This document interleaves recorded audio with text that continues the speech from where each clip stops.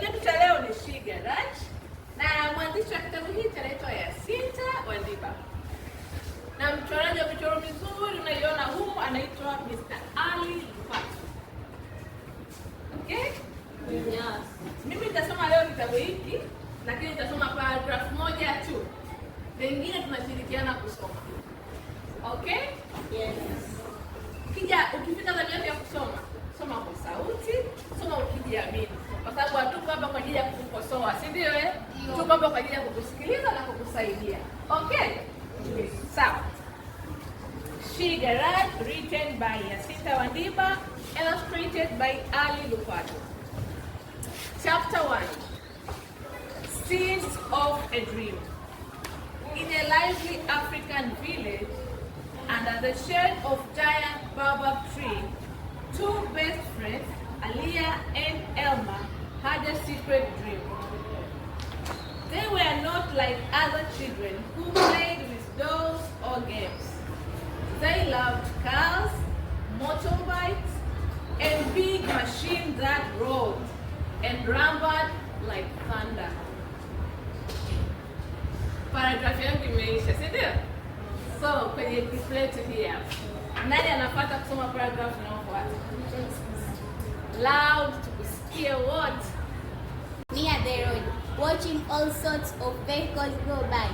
The dust would be swirl around the wheels, dancing like they are dreams. Thank you. Number 2, nani ana volunteer? Paragraph inayofuata.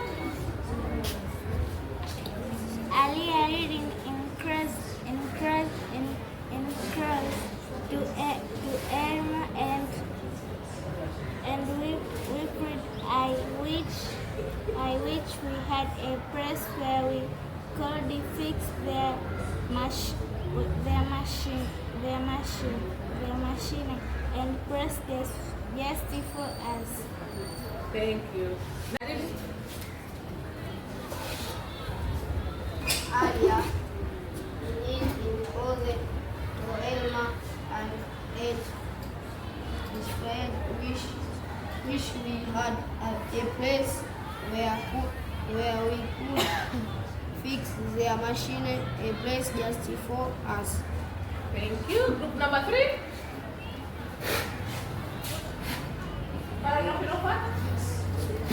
Number 3. Okay, number 3. Karibu.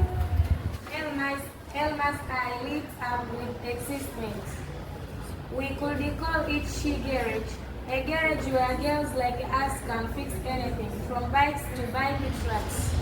From that day on, their hearts were set on a mission. They drew plans in the dirty with the sticks dreaming of wrenches, nuts and bolts. They whispered about the amazing garage they would build when they grew up. Alia and Elma's dream was a big and bright as the African sun. Changamoto walizokuwa nazo katika hii story. Walikuwa na shida ya garage kwa ajili ya kutengenezea vyombo vyao vya usafiri, na waliosaidia ni marafiki wawili ambao ni Alia na Elma. Nani aliwasaidia?